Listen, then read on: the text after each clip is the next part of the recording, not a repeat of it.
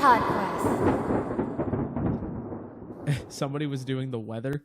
Yeah. Like reading the weather, and at one point they said the sentence highs in the low teens. Okay. And I said basically instantly, because my brain is broken. I said doing drugs to fight off suburban angst as a young adult, call that highs in the low teens.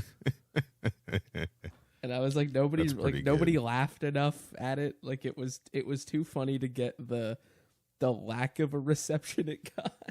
That's a solid piece of business. I'm not going to lie. Yeah. Highs in the low teens, bro. Apologies to the listeners. Just right up top, Corey is recording in a World War II era bunker, right? Well, I mean, the Blitz is on. Just hard surfaces everywhere. You hadn't heard? He's very concerned about his echo. It's dangerous. It is dangerous. Where are you? Are you not in a bunker? Well, I am not in a... I probably should be, because I think I am... probably should be. I think I'm going through a happening. That's a different problem than the one that I'm having. It is a different problem. We are in different countries. You're not being bombed. You're doing the happening. Well, we're being bombed by pollen from the trees that are trying to kill us. I'm pretty sure that's what the happening is. It's pollen that makes you run over yourself with a lawnmower.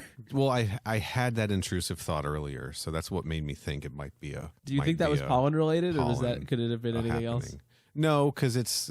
Also, my throat is itchy, and I had to take the good allergy pill. So, I'm going to cough in this podcast recording. It's going to happen sooner rather than... just expect it. Just expect that that's going to happen, and that I'm not going to chop all of those out in editing. Yeah, and you probably shouldn't be operating motor vehicles like a lawnmower anyway, on account of the effects of the allergy medication. Yeah, the trucker speed that I took to combat this absolutely pollen in the air. And, don't talk to me until I've had my trucker speed. Fucking Friday at work, I just had my head up in this ceiling, and the way this condo works, like there's soffits everywhere, and the AC return just kind of pulls air through those soffits, so they're also just lined with dust, and I just had my fucking face in it for way too long, and that is certainly not helping things. Perfect day, perfect time to record a podcast, what with the Blitz and the happening and all. It's a busy day. It is Richard Scarry's busy town, but it's a different kind of Richard Scary. I don't know enough about Richard Scarry to make a joke about that. That's fine. I sat there just like my brain was racing. The wheel was spinning out of my ears. The wheel was spinning. And I'm like, I don't know, like a bus is a car, or a car is an apple or something. Yeah, that's the thing. There's definitely an Apple car in there. A bus is a car. A bus is technically a car. Speaking of cars, we got another voice message from Ben Jones from a long time ago. Let's hear it. Hey gentlemen, it's Ben here. It is currently 3:25 in the morning, and I just wanted to get this in after recording some music while I was thinking about it. But I was listening to an episode, and I was going to talk about Scorpion's Revenge, but I got distracted by all the talk of drinking the milk after the Indy 500. And it's been a tradition since the winner, and it was a race in the 1910s or 1920s, I think. And he wanted a cold glass of milk after the race, and since then, that's been what they do. It's actually kind of funny when you look back at some of the history, because there was a Frenchman in the race. This is before people really had cars to drive on the street, and there was a guy in the race, and he was from France, and instead of water during the race, he drank champagne. And he had a bunch of bottles of it. And in the history books, they try to say that he was using most of it as mouthwash, or that was his quote, or something like that. But, I mean, it sounds to me like the dude was out there getting hammered, driving fast. But anyway, I thought it would be pretty funny if you guys actually watched a whole race on YouTube. Just some random... Actually, make it an Indy 500. You guys can just... pick a random year, and they have the whole race on there, and you could just watch it. And, I mean, sometimes they can get lengthy, but I think you guys have the time. But it would just be really funny to hear the notes that were taken, and, like, you could talk about Rex, or the people they show on camera. It's actually really fun if you can find one with old ads. Like old commercials. The stuff is gold. Anyway, gentlemen, have a good night. Ben, I'm sorry. I'm going to tell you something right now. We're not watching an Indy 500. Do you know how long those are, dude? Those are 14 hours long. I know you said there's variable lengths. Yeah. But that might be a tough sell. Yeah, I mean, how long are we talking like an Indy 500? Anywhere between like 2.5 hours to like 3 hours 15, probably. That's too long. Okay. It's just hard to be funny for that long. Like, we're barely funny for an hour. You know what I mean? Most people would say we're not funny for an hour. At all. Yeah. So the idea of having to like really, come up with motorsport-related heaters for 3 hours might be difficult. So is there like a different race format that we could watch? There's dozens of race formats. Like if we could watch a race that takes 24 hours, we could watch a race that takes like 20 minutes. Well, okay. If the Indy 500 is too long, we're not gonna. I mean, here's the 24 hours is definitely like way longer than that. Here's the thing though, with live sports, it's like anything. You're also sort of subject to like, what if a car goes through a wall or something? Sure. And that obviously makes it take a little bit longer. We could just watch the beginning of Final Destination 4. And what is that? It's a car accident. It's a race car accident. Right. Yeah. I think we could go a little more than that. Okay. Here's a pitch. There are ways. You said at one point, not on tape, but in private life, F1 race or nothing. Yeah, well, that wasn't like a true statement. It's just, I know that, I mean, ironically, the last F1 race notwithstanding, because there was 3 fucking red flags in it, but they are typically, if you cut out like the podium ceremony and all that, they're like 90 minutes. Okay. Like you're cutting an Indy 500 in half. That's a doable proposition, I think, or at least closer doable, because like NASCAR's too long. Those are all like Indy 500 length races for the most part, or like a little bit longer, and they also have like 800,000 cautions. So that seems like a tough sell. Okay. I also don't know who anybody is in NASCAR right now except for like 4 guys. So in terms of like interesting things to say, relatively limited. Okay. That said, we could find like, I don't know, we could watch people race RC cars. I don't know. Well, how about this? We could play the Rise of Shifter. Well, that's always on the table. Kind of adjacent to that, when people drive F1, there's like a dude in their ear, right? They're like in touch. Sorry, with could you repeat that? There's like a coach, right? Someone talking to the driver, telling them what's going on the track. Multiple people can't. Well, it depends. Okay. Like IndyCar and NASCAR have something called a spotter. Right, that's what I'm thinking of. The spotter, someone who tells them, like, they say box, box, box a lot, right? Well, no. Well, the distinction I was trying to make is different than the distinction that you're trying to make. Okay, I'll listen. I'll just listen. I'll just sit here and listen. Well, I'm not a fucking expert or a genius. I don't know if a NASCAR spotter is the guy who's going to tell you to go to the pit lane or not. But the difference is, so like NASCAR and IndyCar will have a dude who is just like up at the top and he can see everything that's going on around you, right? And will be telling you that constantly, all the time. F1 has like 6 dudes on a pit wall. Okay. And they can talk to the driver. Not all 6 will. Like a couple people can. And like it'll be like strategy stuff. It'll be like gaps to other cars in terms of time and stuff, but it's not as thorough and constant as like full on having a spotter. Mm-hmm. Though I know that on top of the spotter, I imagine that NASCAR and IndyCar drivers at this point can probably talk to their crew chief or something, but I don't know because it's been a while. But the long and short of it, because that's a boring conversation to have, is they're talking to somebody for sure. Okay. All right. Well, here's a pitch. I've got a copy of F1 World Grand Prix for the Sega Dreamcast. Okay. Right. I do a race, and I do a race with you as the guy in my ear telling me what's going on. And is the game advanced enough to even let us do that in a way that is interesting? Yeah, because the tracks are modeled after real tracks, and the weather system is modeled after the actual F1 season, etc. Right? No, for sure, but like, you know, well, it might take 12 minutes. Maybe we'll do a series of races, right? That's not the thing that I'm worried about. The thing that I'm worried about is like, I'm not going to be able to see anything that you can't see. Well, you will have, say, the map of the track, right? But that doesn't. So do you. Right. Well, but mostly what you're going to be doing is making fun of how bad I am at the game as I drive. You might not be bad though. I also don't know what the right barometer for bad is because it's like 20 years old. Okay. Well, here, let's just let me finish this pitch. All right. We do that. We stream it with you chiming in with audio commentary, and then we call that good enough. And then we watch, and I drink. Oh, and the other thing is that I drink champagne during the entire playing session, and I'm wearing one of those beer hats, but it's got milk jugs. And then you're drinking milk. Yeah, the most dairy a human person can fathom. Exactly. I mean, I will let you if you want to do like oat milk or rice milk. That's totally cool. Nope. You know, I want to do whole. You're just gonna go straight dairy, straight cow, straight from the teat, cream. If you will. Just heavy cream. Yeah, well, like maybe a little lighter cream. And just drinking heavy cream. Just eating like whipped cream with a spoon. Sure. Anyway, I think that's the only way to do this. Yeah, or something like that.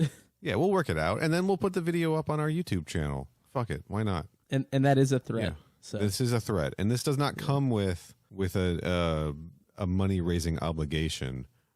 We're just gonna do this. But we are going to mod the game so the livery of the car says ko-fi.com/mkpodquest. I don't know how doable that is, but it would be pretty funny. I want to say in the Dreamcast version of Daytona USA, you might be able to do custom like car art. Cart? Maybe we want to play Daytona instead. We'll figure it out. We'll work the details out. Do something. Either way, I will get a bottle of champagne and drink it the entire time. Like the Frenchman from the audio clip from Ben. Yes. Yeah. Also, thanks for the message, Ben. I'm gonna put I'm gonna put a link to your SoundCloud in the episode description. There's that cough I warned everybody about. Yeah, I haven't gotten a good sleep in like a week. Mortal Kombat 4 from Brazil, issues 3 and 4. That's what we're talking today. Yeah. Mixed feelings about the first half, I'd say. It's more of the last third of it. Right. It's not a lot of story in this one. Yeah, I mean, I just didn't care at all, and I'm a little over the aggressively 90s-ishness. Wow, my levels are fucking insane. They're fine. You're fine. No, but I'm looking at it and like everything is peaking. Right, like, but it's... I don't like something is wrong somewhere between the mixer and the thing. Okay, because it's peaking like fucking crazy. But again, I got this backup track here. It's gonna be fine. That Discord noise suppression's coming in clutch a little bit, I'm sure. You're like right in the middle here on my levels. Like it's totally cool. Anyway, yeah, my levels are fucking psychotic. Yeah, well, sorry, that was. Speaking of psychotic, Mortal Kombat 4 comic books. Anyway, yeah, it's just too 90s. I don't know. I'm over it. It's pretty like. It's pretty fucking 90s. It's like stylistically bold, and I want things to be stylistically bold. Mm-hmm. But simultaneously, it's also just like, okay, guys, I get it. Right. I get it. You don't need to keep doing this. I'm sure we said this on the last episode several times, but again, the human proportions are nowhere to be found in this comic book, even on the human characters. Like, remember how big like Smoke's arm was in that one cover of the Malibu series? Yeah, forget it. Yeah, quadruple that, I'd say. This shit is wild, and we should just dive into it. But as a reminder, this is a Brazilian published comic book written by Rogério Saladino, with art by Eduardo Francisco and colors by Rodrigo Reis. That was scanned by CEO of Mortal Kombat fans, Tabmock99, and translated from Portuguese by a Mortal Kombat Online user named Zentile, which I'm pronouncing that way because I'm assuming it's like supposed to sound like reptile, right? I thought it was supposed to sound like. Oh no, I can't tell this joke right because I was worried I was gonna. Hang on. Okay. No, it's for. Oh fuck! I am stupid. Do it for a split. No, I can't because I'm too wrong. But okay. Shit! I thought there was the word I was thinking of that hinged on the joke. I thought was said with a different like eel sound, and it's just not. Okay. And I don't know why I thought it was. So gotcha. God, dude. Oh boy. It's all right. I love to record, dude. You know what I love? I love to record podcasts, dude. Oh yeah, oh yeah, brother. Dude, hell yeah, I love it. Last episode we did issues 1 and 2 of this four issue limited series, and all that really happened was like we're gonna be saying that a lot today. We saw the good guys get together, and what is it? It's Liu Kang and it's Kai, new character, and Sonya and Jax, and they have Jarek from the Black Dragon on their side for some reason, even though everyone knows you can't trust the Black Dragon. All they do is betray people and try to kill Sonya and Jax, right? Then on the other side of the fight, and then Sub-Zero also. Sub-Zero joined up with them, I believe, Kuai Lang version. And then on the other side, on Shinnok's side, we've got Quan Chi, Reiko, Scorpion, Reptile, and Tanya, I believe. I think that's the full roster that we had met last time.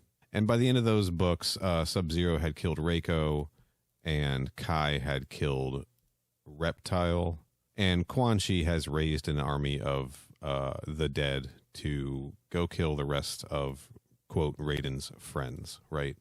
That's basically what happened in the first 2 issues. Yeah. More or less. Yeah. Yeah. It's been a couple weeks since we've read them. We should also let people know that. So details might be a little hazy. It's been. Also, they don't really fucking matter because we're just going to see a whole bunch of fucking fights, aren't we? In these next 2. Yeah. So mostly just fighting. Good thing we padded the runtime of this episode with all that race car talk. Stuff that's not staying in. Oh. Well, we still probably got like 10 minutes out of that. So let's just jump into issue 3 here, right? Yeah. So the problem I'm going to have is I read this today, and I'm still going to have to try to remember, like... What the fuck happened? Which issue... Yeah. It's just sort of a blur. So... I don't know. Like... Well, I can start us off. No, I can do it. It's just like... It's just fucking stupid. It's like, stupid. So everybody is fighting a skeleton that knows all of their moves, right? Called a Meat Warrior, which I don't know why they're called that because it sounds rad. But is it meant to be ironic? Because like they're bones. Because they're mostly bone. Yeah, they're entirely bones. Yeah, you're right. Jax calls it a skeleton. I wonder if this was kind of a translation thing as well, because Meat. You know, everyone's favorite Mortal Kombat character, Meat, I believe debuted in Mortal Kombat 4. I could be wrong about that, but I was like, oh, that must be like a reference to Meat. Maybe they're trying to like tell us what Meat is in canon or something. You know what I mean? Yeah, so... Yeah. But these are very clearly like, these are, you know, straight out of Army of Darkness skeleton warriors. Yeah, and so that aside, here's what happens. Yeah. Everybody is fighting a skeleton, except for Liu Kang, who is fighting Noob Saibot. Yeah, more or less. And Sub-Zero is fighting Scorpion. Then a few people die.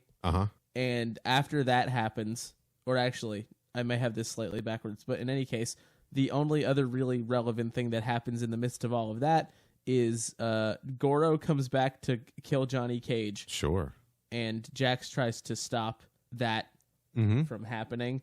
Yep. And the gods do nothing because they can't intervene yet. Right. So we've got a couple dead people.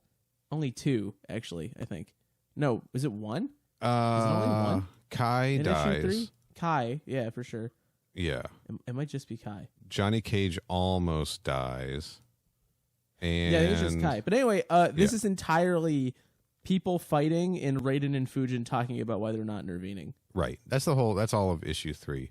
There is some pretty sick looking stuff in it though. I'm not going to lie. Like, no, what I'll say is I know I was the harshest on the art last time around. Yeah. This is a much better use of the art. It is kind of an art style made for action, right? Everyone kind of looks silly when they're standing around.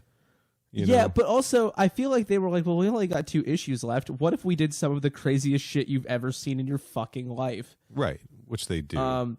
Like when Sub-Zero dies, I guess. Yeah, Sub-Zero also dies. When Sub-Zero dies, there's a page where Scorpion takes his head covering off, and it's the most aggressive skeleton head you've ever seen in your life. It's I guess so those are fucking called skulls. Yeah, it's so fucking rad. We love love a skeleton head on this podcast. And then you flip the page, and it's a 2-page spread of Scorpion fire breathing Sub-Zero to death with health bars on the screen. Health bars, and if you look at Sub-Zero's, it says danger because he's almost dead, but he doesn't quite die though, right? They've gone so far now that I'm like into it because everything in these next 2 issues that's a full page spread, of which they do several, are absolutely fucking bananas.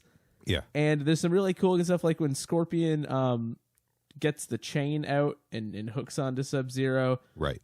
First of all, you see the blood shooting out of his hand when the chain comes out, which is gross. Yeah, but, dude. He says get over here, and then you turn the page and he says come on over here. He says once again. He said that in the last segment. But he also says get over here. Come on over here. He says That's them great. both, and then there's just some really gnarly art. I don't know.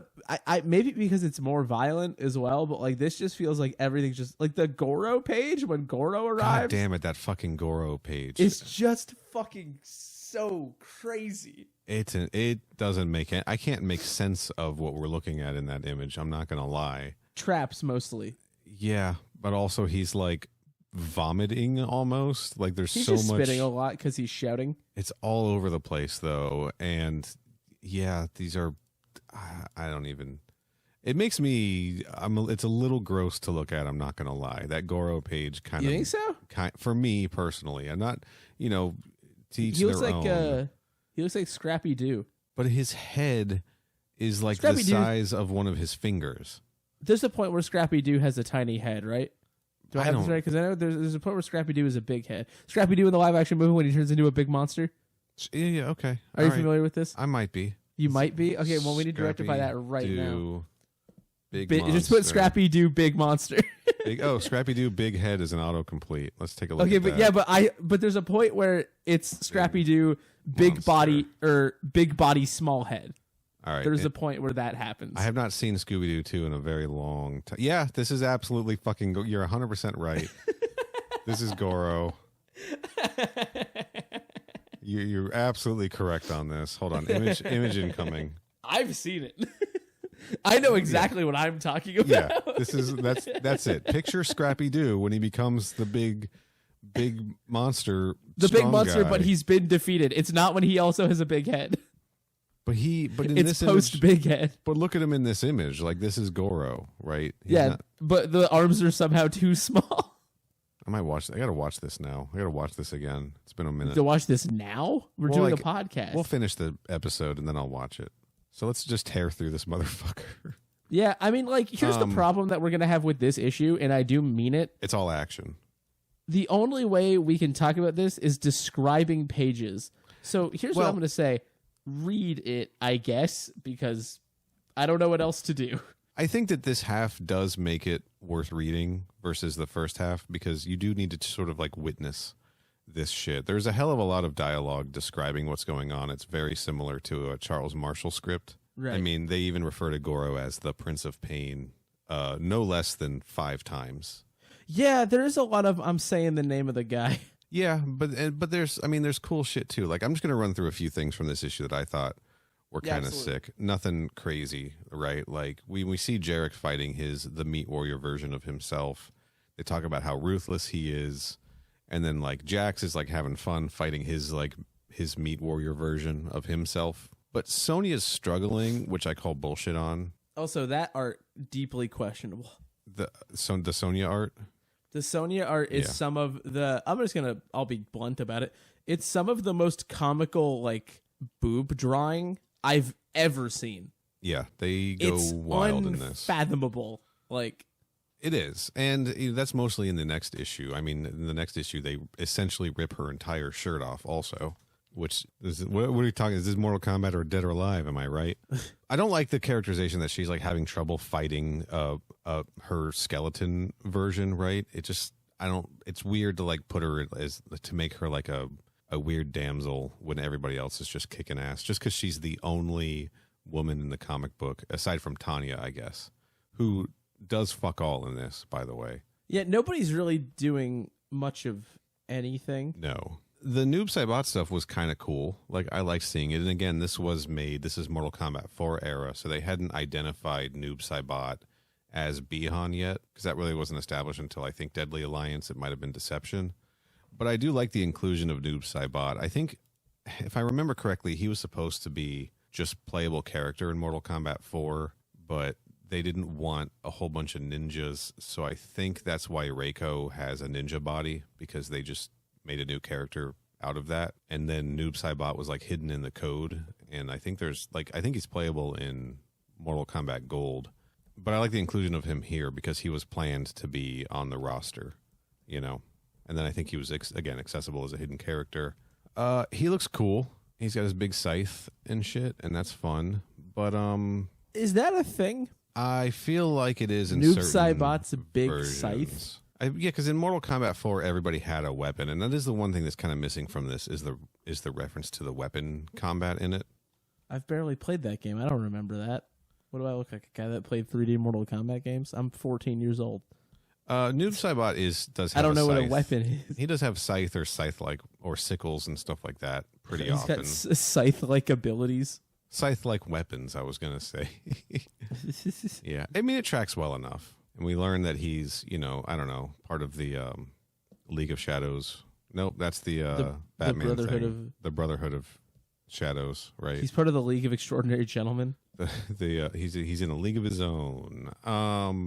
I don't know. Liu Kang kicks his ass, and there's a commentary. Well, I guess maybe that's later on in it, right? Where what a hard book to talk about. It's a hard fucking book. Anyway, yeah, fights are going on. I like the Noob Saibot A bunch of stuff. fucking wildly drawn fights are happening. What else do you want me to say? Yeah, the Jax. They're doing the same thing they did last time with weird page layouts and bold paneling and just real bloody, crunchy, gunky stuff. Like the panel where Kai dies. The page. He gets thrown into a fan or some shit, doesn't he? He does get thrown into a fan. Yeah. And he also, his dead severed hand flips off the meta narrator of the book out of spite. Yeah, can you blame him? I mean, I guess not. This book does rush over a bunch of stuff, like the Jarek turning his back. I guess it's Quan Chi or maybe it's Shinnok talking to him, who's we don't ever see who's talking to him, and it's hey, come on, come fight for our side. And he's like, okay. And then Johnny Cage is here. This is weird dialogue, and this is again where I'm wondering if this was a translation thing or not, from our friends over there at Mortal Kombat Online who did the translation, where he's reflecting on the fact that his agent talked him out of doing Titanic, the movie. Yeah, that was a fascinating. He says he's gonna go beat up Leonardo DiCaprio. Yeah. Jonathan Cage says that. And that apparently his agent was like, I can get you a much better role. Have you ever heard of Mortal Kombat? Which is a confusing joke, really, no matter how you slice it. Right, yeah. But it's the implication here that his agents talked him into doing the Mortal Kombat tournament for publicity instead of the other way around, where we've usually seen it, where they didn't want him to do this, and he's like, no, this will prove to everyone that I know my shit, right? So maybe this is just him passing the buck. I don't know. But he does make a joke about beating up Leonardo DiCaprio, and then he wonders if he can still grab the role of Zorro in the other movie, which I'm guessing is the Antonio Banderas Legend of Zorro movie with Catherine Zeta-Jones that came up around this time. But then, yeah, he just kind of gets his ass absolutely handed to him. That's crazy. I assumed it was for the movie Zorro, the Gay Blade. It might be. Maybe it is. Sorry.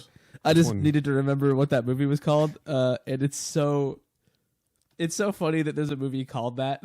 Well, it came out because Zorro the Gay Blade was 1981, so that was a little earlier than this. Yeah, but maybe they were doing a reboot. Maybe, and then it just never happened because Johnny Cage wasn't available. Also, so what I did to get the name of the movie is I googled "Gay Zorro," which is a bold choice, and if you don't really need to scroll that far. And it stops being about that movie after 2 results in some videos. Okay. And then it's TikToks about why Zorro from One Piece is gay. And then it's a Reddit thread called "Could Zorro Might Be Gay?"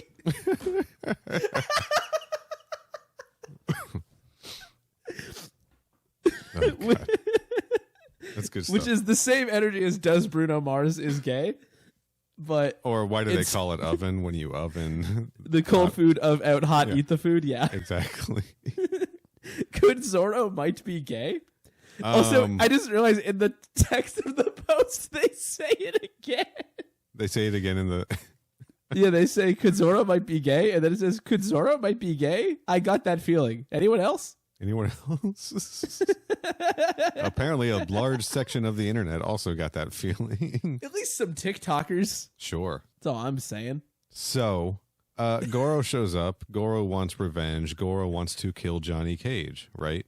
Goro, short for Gay Zoro. Gay Zoro? Short for Gay Zoro? Is that what you were saying?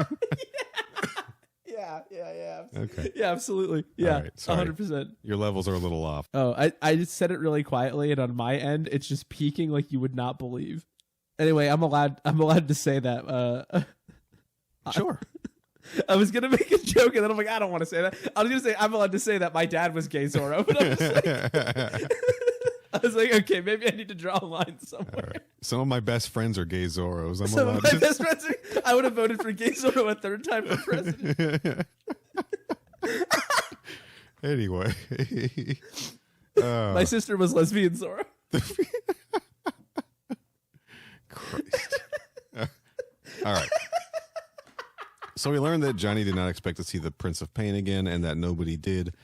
Goro does kind of appear, and I know that he's a sub boss in Mortal Kombat 4, but this comic book has not set him up until this point, right? Also, Goro's whole goal is to kill Johnny Cage, a single person. Right, because Johnny Cage killed him. Johnny Cage, who was recently resurrected himself. Right. So they've both recently been resurrected just to fight each other again? I guess. Well, think about Scorpion and Sub-Zero and all that shit. Like, that's kind of Mortal Kombat, right? People die, and then they come back, and then they try to kill other people who then come back. That do be Mortal Kombat. That is most of what happens in Mortal Kombat outside of Conquest, right? So we learn that after Goro died, when Johnny Cage killed him at the end of Mortal Kombat 1, I think during a battle where he was like teaming up with Sonya and Kano, I believe that's canon. Yeah. Shinnok took Goro's soul out of the Nether Realm and made him an ally, but only if he could kill Johnny Cage, who had been dead up until. So like if Raiden hadn't brought Johnny Cage back, do you think Goro would have? I almost said Zoro. Do you think Goro I heard it in your voice. would have just been like, no Johnny Cage, I'm not helping you. Yeah, they've dice, sort of fashioned him into a. What reference was I going to make? That was weird. Who's it? An Inigo Montoya? No, I don't. Nobody knows who that is. You haven't seen the Princess Bride? No, I have. Okay. Everybody. Yeah. All right. I was gonna reference somebody who wants revenge, and Neil, I'm gonna tell you what. She Wants Revenge. That's a band. Oh, sure. Anyway, I forgot what I was gonna say. So, I guess we'll continue. Okay. I don't know. I was gonna be like, oh yeah, it's just like this other character that wants revenge, and then my brain could not conjure. John Wick. I mean, he wants revenge, but like that's popular right now. Who cares?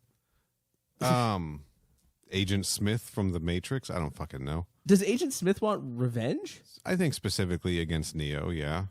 He does. I don't know, dude.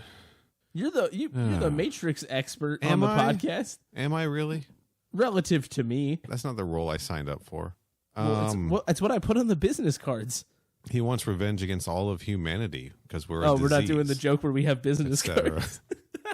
No, we don't need to do that joke. I mean, we could just like make business cards if you want. That just say you're the expert about the Matrix. We've spent stupid money on other stuff. Why not make some fucking business cards that say I'm a Matrix expert? Yeah. 1, 2. I think we've called Goro the Prince of Pain like 4 times in this comic book. It doesn't matter. He's kicking the shit out of Johnny Cage, and Johnny, on the other hand, wishes it was all a dream, but it's not, and his mommy won't wake him. I don't know what that's about, but right before Goro is able to actually kill Johnny Cage, Jax interrupts the fight. And he says, how about picking on someone your own size? Which is not the case when these two fight. Goro is still much larger than Jax. Yeah, my biggest thing, and I know they said that like Johnny defeated him, and I know he's got like Mediterranean war cult magic or whatever explanation we're using for this particular iteration, but like the size discrepancy just doesn't track here at all. No. How is Goro look, I want to live in a fantasy land too, right? Right. But like, are you yanking my chain, bro? Yeah. I don't know about that. I don't know about it either. I don't know about it. That's all I'm saying. Then we see Kai fighting a bunch of skeletons who throw him into a fan and chop him up into pieces. And yeah, he flicks off the narrator. It was his last resort. Fatality. They cut his life into pieces. Fatality. Hey, I get it. Like that Papa Roach song. I wonder if I still have the clip from when I dropped that into a previous episode. Like the Papa Roach song, K-Zora. Burn, suffocation. All right. God, I'm a child. So then we pick up with the Liu Kang Noob Saibot fight, and we hear Fujin and Raiden talking about Liu Kang's having trouble with Noob Saibot. Yeah, but look, he's going to do it. And then we see, like, from a very far away panel on these, like, floating rock islands that look like the Mythologies game, we see Liu Kang just straight up, like, Kamehameha Noob Saibot to death, apparently. Like, he's just, like, dust. He's, like, dusted at the end of that shit. Done and dusted. We then come back to Sonya, who is now getting her ass kicked by Jarek, apparently. And that's the end of issue 3. No real ending there, right? Just like in the middle. Like we just see the reveal of yeah. Well, it's Jarek, worth acknowledging like, now. I'm a bad guy. So then issue 4. Yeah. Did you want these fights to keep happening? Guess what? Good news. They're gonna. This issue is just the fights keep happening, but as fewer and fewer people are present and still in fights, the cast just sort of shuffles around. Mm-hmm. Like, you know, Scorpion's like, well, I killed Sub-Zero, so I guess I'll go do something else. And Raiden and Fujin are like, we just have to wait until Shinnok shows up and then we can fight him, so they start fighting Shinnok. Yeah. And then Liu Kang solves his thing and he's like, I'll go help them fight Shinnok. And then people just sort of continue fighting. Yeah. One of the craziest pages I've ever seen. Is it Jax strangling Goro? It's not actually. That page is wild. That's up there. No, mine is Jarek thinking he's about to kill Sonya. For a variety of reasons. Not least of which the face that Jarek is making when he yells at Sonya. And it looks like he has no bottom teeth in the middle, and his tongue is going through a hole in his mouth. Yeah. And also, they're just like somebody drew Sonya naked, and then they got told they couldn't do that. Yes. So it is a little telling that like her clothing is the only clothing that's getting torn up in all of these fights. Like, you know. Yeah. Well, and also they have gratuitous ass angle, right, where it's just sort of like lying down on the ground and. Butt right in the front, and then they'll do that again in a matter of pages with a different person. And then they'll also make just a direct reference to like Sonya thinking that Johnny just wants to grab her breasts. Like that's also it's a little Here. exhausting. Yeah, but again, only 2 women in this comic book, and it's Sonya and it's Tanya. Yeah. I want to talk about this Goro. Get it? Because there's Sonya and Tanya. Yeah, I get it. I want to talk about this Goro. See, you said it too. This Goro Jax fight where Jax is like on Goro's back, I think. Possibly just wrapped entirely around the man's neck. Again, the anatomy makes no sense, and he's strangling him. Because there's this weird-ass detail where you see the metal of Jax's arms like touching the flesh of his shoulders. And you can see how it's like, it's not clean, right? It's kind of like the flesh has been torn and is like overlapping the metal. It's just kind of gross and cool looking, honestly. Yeah, that page is wild. Yeah. And we get the little... and also they keep saying Jax's name. Like they keep saying every character's name, even though we already know every character's name, so we don't really need to be doing that anymore. But at least Jax said, I'm going to fix your ugly face, you meathead, and not...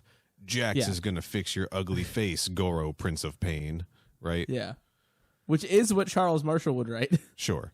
Jax gets like thrown to the wall. The dialogue is saying, so far, Jax has never lost a fight, and he refuses to lose this one. Question. Do you think, based on the torn look of his skin, where it meets his metal arms, these aren't like enhancements like old canon. These are absolutely metal arms, right? If that happened in a fight, he lost that fucking fight. Okay, Jax has lost one fight at least, and it's the one where his arms were removed, because I really doubt he was able to then win that fight afterwards. Well, he's got 2 legs.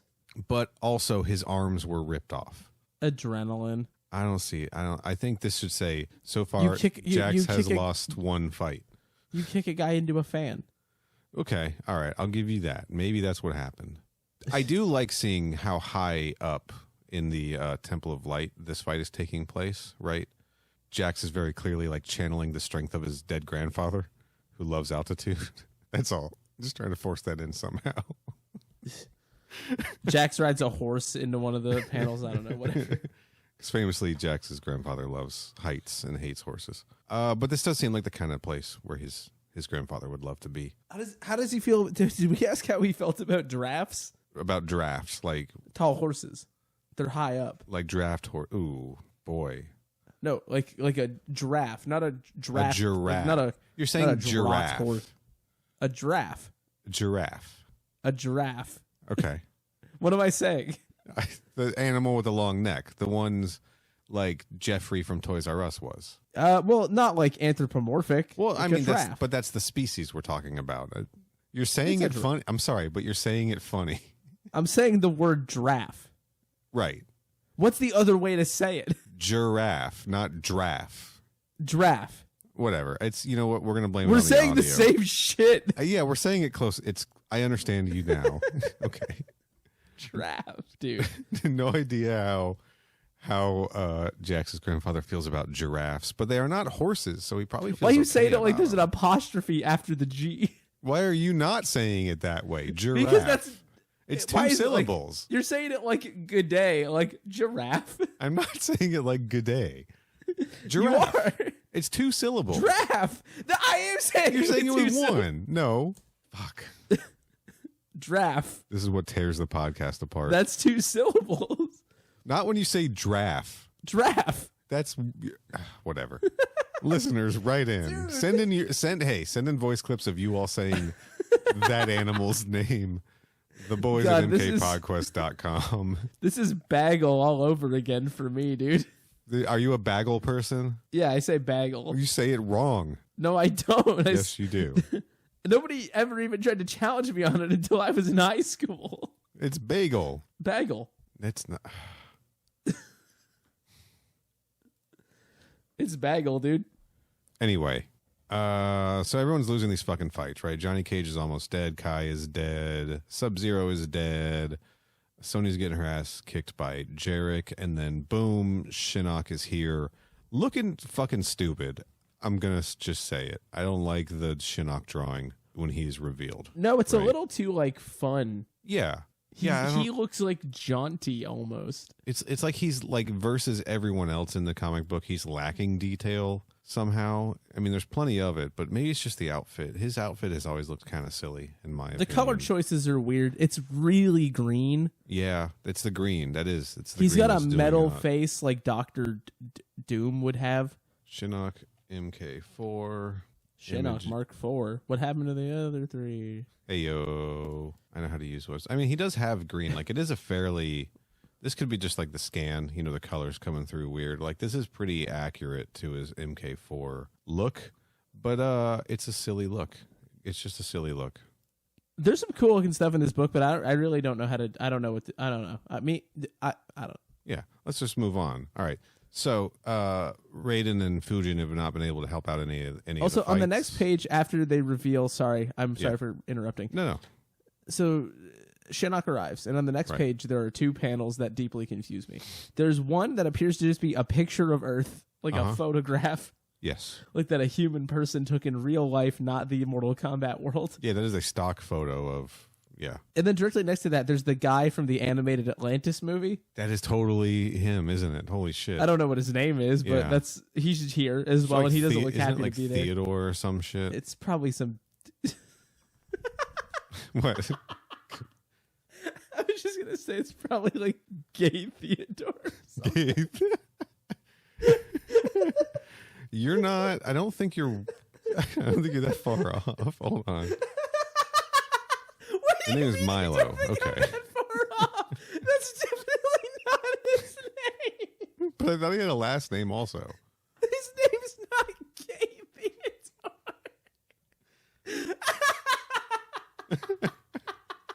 What do you mean I'm close? That can't possibly be true. Milo Thatch. That's his name. Milo Thatch. It's Johnny Cash. What is it? Milo Thatch. But I'll be honest, I was thinking about Guybrush Threepwood It's Dorbo Dash from the Monkey Island games. It's DoorDash from the food delivery universe. What is it again? Sorry, it's Milo McGeeanopoulos. What is his name? Milo Thatch. Thatch? Thatch. Thatch.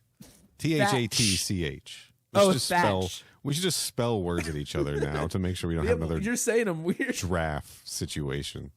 Giraffe. We're saying, dude, we're not even saying this one differently. I don't even know what That's because that's how I said it like you say it. Say it again, like you say it. Giraffe. Giraffe. Giraffe. I hate, dude. All right. All right. I'm right. That's all I'll say. And just to be clear, Gay Theodore. I was thinking of Guybrush. I was thinking of Guybrush Threepwood from the Monkey Island games. Okay. Oh wow, dude. This owns. This is so funny, dude. Gay Theodore is so funny. Fuck. Anyway, yeah, those are weird panels, and like I guess they're trying to show. And then like this is panel of just like a little kid who looks like a young Gay Theodore, and I guess the implication is like even the people who don't know this battle is going on can tell like some shit is going on because this is the greatest combat ever witnessed in the infinite realms, right? And it's Fujin and Raiden fighting Shinnok, a fallen elder god. Right. Pretty sick. It's just really busy. Busy panels, a lot of Kamehamehas. Yes. Shinnok is just standing up to all of it like they can't fucking do anything to the guy, right? Now we cut to Jarek with his creep face about to kill Sonya when Johnny Cage like rallied and is like, I'm here too, motherfucker, and like hits Jarek from the back, and then Jarek turns his attention to Johnny Cage with enough time for Sonya to then apparently murder Jarek because she like gets back on her feet and stuff. But then Quan Chi is just like also there, and he's standing on Johnny Cage and about to kill him until Scorpion spears Quan Chi and is like, you motherfucker. With his last breath, Sub-Zero told me that you are the one who killed my family and my clan. So and I'm choosing to believe him now, even though he tried to tell me that before and I didn't. Right. He does canonically learn it in Mortal Kombat 4, like for real. So then he's like, come on over here to hell with me. And he pulls Quan Chi into hell, into another realm. And that's just solved. That's just solved. That's just the weirdest thing about the pacing of this is like things appear and then they're like, well, that's done. Right. That is Scorpion's ending in Mortal Kombat 4, though. Like he does do this. Like this. That's right. That doesn't mean it's good for this comic book though, because they've structured this all weird. Right. The pacing is very fucked up in this book. Then we get the panel where Sonya's carrying Johnny Cage on her back and doesn't want him to grab her breasts or whatever. Or is hoping that he's not faking being nearly dead as an excuse to have his arms draped over her shoulders and by extension. Yeah. Super common thing to happen and definitely a thing that needs to be like discussed. What a relatable joke. Super relatable. Speaking of breasts, we've got Liu Kang fighting Tanya finally. Tanya's shown up to do some shit. Well, I wouldn't say that. That she's doing some shit? She shows up. Yeah, you're right. She's present. She shows up. She gets beat up.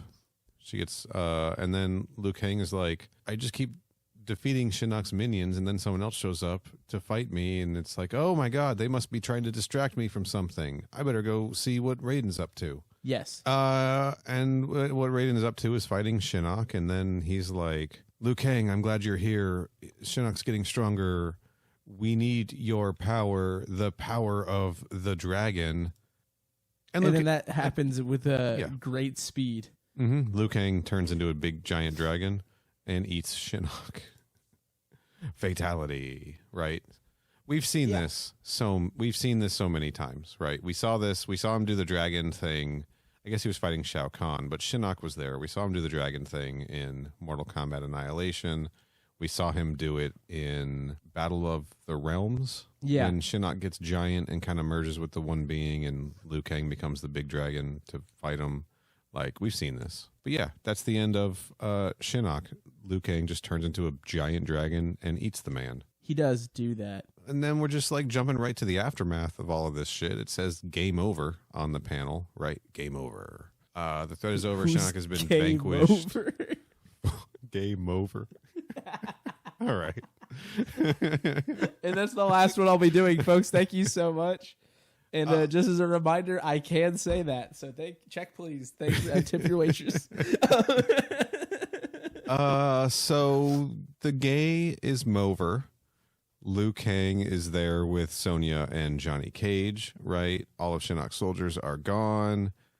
Jax has fallen into the pits with Goro. I guess Jarek's under arrest. He didn't get killed. I guess Jax is dead. Meanwhile, Raiden is getting a promotion at work. Yes, he's having a performance review. With the Elder Gods. And they're like, guess what? We have an opening now that Shinnok was eaten by a man who turned into a dragon. So we're going to make some room at the table for you. Who do you want to watch over Earthrealm? And he's like, Fujin will be protector of Earth. And then he's like, hey, mortals. Hey, Fujin and Liu Kang and Sonya and Johnny Cage. I'm an Elder God here, but like, don't worry. I'm going to give you the employee discount and shit. I'm going to give you preferential treatment as an Elder God. Right. That's basically it. Yeah. There's like a weird, I think this is a backup story. It might be something that was like supposed to come earlier, but when I compiled this as a CBZ, the pages might have gotten out of order. It doesn't make any fucking sense. It's like Liu Kang having a dream about a girl who looks like Kitana or reminds him of Kitana, and she starts to fight him, and then he turns into a dragon and eats her. And he's like, I have this dream every night, and I don't know. It was just an interesting short story, I guess, but I don't really understand the reason for it or where it fits into this whole thing. Also, that same page where Milo Thatch was, we totally glossed over the fact that in the first panel, as Raiden is talking to Shinnok, he says, you will never reach the Elder Gods, Mad One. As the defenders of the realm, we will use every method to stop you. Again, I'm wondering if that was like a fan edition for this translation or like a literal, like maybe that's actually something that was in the original Portuguese version. We'll never know. There's no way to know for sure. No, I guess we could ask the guy who translated it. We'll never know. And then the very last thing is this splash page of Goro, I think crushing Jarek. I think, yeah. And just like bones and organs and shit going everywhere and like an arm flying off, and it's fucking gnarly, dude. You think this is like a poster pull out you could like put up on your wall? Maybe. Yeah. We can't rule that out. You've recently come across a variety of one single poster. Yeah, absolutely. Yeah. We should tell the folks. I was at a comic book store yesterday as of this recording. And that's the whole story. Yeah, and I found issue 2, just issue 2 of the Malibu Street Fighter series. That we covered on this podcast, this very same podcast, the second bloodiest comic series behind this one that we've covered on this podcast. And the cover is Ken like on the ground, bloodied, and Sagat sneaking up on him to kill him. This is famously the issue that ends with Ryu finding Ken's scalp. And it has a special poster inside, which is just that very same cover art of Ken about to be fucking murdered. What a way to go. Yeah, right. That's how I want to go. But remember, he didn't actually die. He was going to come back as some shit. I don't fucking remember. How I want to go is in a car that gets driven through Ryu from Street Fighter's house. Yeah. I want to be in the car. I'm not driving it, but I'm in the car. Right. And the car explodes. It's instantaneous. Sure, but your scalp survives so that Ryu knows who it was. No, I'm going to leave a note. But the note's just going to burn up when the car explodes. I think that's a skill issue on your part for not making more robust notes. I'm not doing this. How do you make notes that don't blow up when a car explodes or put burn them in up? a box, metal box? Oh, it's like a black box situation. Gotcha. Yeah, and why you know, don't like they the ones make that the whole the insurance airplane out of the black box? You know the ones that your insurance company uses to like spy on your comings and goings or whatever those are for? For like your car? Yeah. Uh-huh. It's nothing like that. It's nothing. Okay, you just want to know if I knew about those. I decided that the funnier punchline was saying that had nothing to do with it. Pretty good. Pretty good. Pretty good. I'm laughing at my own jokes a lot today, but that's happens fine. when you're hilarious. Somebody's got to. So it's certainly not going to be me. So that's it. That's the Brazilian Mortal Kombat 4 comic book. I think a fairly it's fine. It's fine. It is more Mortal Kombat comics, right? It looks cool. If you like violence, I've got great news. It's stylized, right? Yeah. Yeah, it does feel like an extension of the Malibu series, and I do wonder if it was written, or at the very least, if Gentile translated it in a manner to keep it consistent with those, as if this could be just a continuation of that series, you know? Right. All the Goro Prince of Pain and whatnot. It's possible. Who knows? But yeah, I think if you're a Mortal Kombat 4 fan out there, you're probably going to want to check this out just because it's so weird and maybe different. Characters die in this that I don't think canonically died in Mortal Kombat 4, but some stuff tracks, right? Like the Sub-Zero, Scorpion, Quan Chi events, right? But we don't get the weird Jarek falling off the cliff endings. We don't get that stuff, you know? I don't think that would translate particularly well to a comic book setting anyway. Probably not, no. So that's probably fine. But yeah, I don't know. It was fine. Check it out. It's really hot in this room that I'm in. Check it out if you get a chance. I guess we should probably just wrap this up. I feel like that's having an impact on my ability to do this. It's still hot in here. Hey, Corey, it's 28 degrees today. So we've done some Mortal Kombat stuff now. I think we can do a non-Mortal Kombat thing next. Do you want to do We've done some Mortal Kombat stuff on our Mortal Kombat? I think so, yeah. I think we've done enough to earn us a distraction, right? Let's anything to save me from the endless void with which I am constantly entwined. Let's watch Sabrina the Teenage Witch next episode. Oh yeah, that should fix it. Yeah. I don't see how that could possibly have any interesting negative ramifications on that whole void thing I just talked about. Yeah, okay. Fuck it. This is we are talking the sitcom, right? The 1996 situational comedy. Situational comedy, season 1. Episode. God, they wanted to get all the racism out in season 1. Episode 10. It's early. Sweet and Sour Victory. Right. Yeah. Depressed by her lack of talent at sports, Sabrina casts a spell which makes her brilliant at kung fu. But it's about sports. But when she beats a seasoned professional, her conscience bothers her. This episode, of course, guest starring Kari Hiroyuki Tagawa as Tai Wai-sei. I did not know that the premise was that she was upset that she was bad at sports. So she magically the wish made her good at kung fu as the sport of choice. Well, she was in a setting where, well, you'll see in the episode, but she was in a setting where the topic of like the PE activity or whatever was kung fu.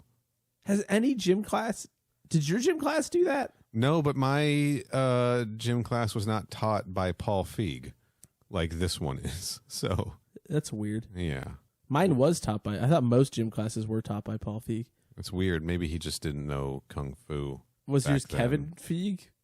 Is that how you say that man's name? Mine was no joke. In like early elementary school, my PE teacher's name was Mr. Man. That's it's very real. What were our gym teachers' names? Oh fuck. I asked my parents in all sincerity if his wife's name was Mrs. Woman. It's a good bit. Yeah. You were born for this. I can't remember my gym teachers' names. I don't remember most. I just remember Mr. Man. Oh no, there was one fun one. I think. I'm pretty sure his name was Mr. Solar. Okay, that's pretty tight. Yeah. That sounds like a wrestler, right? Renewable energy is running wild. Mr. Solar, right? And he'd definitely have like sunglasses, like Johnny Cage style sunglasses on. Yeah, but he's an absolute jobber as well. Bright orange trunks or something. Yeah. Yeah. And he doesn't win shit. His enemy is fossil fuel. Like that's the wrestler's name. Yeah. Let's get the fuck out of here, man. Yeah. Spring of the Teenage Witch next week. Corey, what do you got going on? Just go to Mortal Kombat Conquest.ca, honestly. It's all there. They made another one, Strat 2. I've talked about all of them today, Go find my... The plugs have been done retroactively. Go find my podcast, Crew Expendable, at crewexpendable.net or mortalkombatconquest.ca. I was recently on a Combat Time, I think, talking Mortal Kombat Special Forces. You'll find that show, link to that show there, too. I got a few other podcast appearances coming up. I'll drop those at some point. But those links will probably be over there at mortalkombatconquest.ca. Twitter and Instagram at MKPodquest.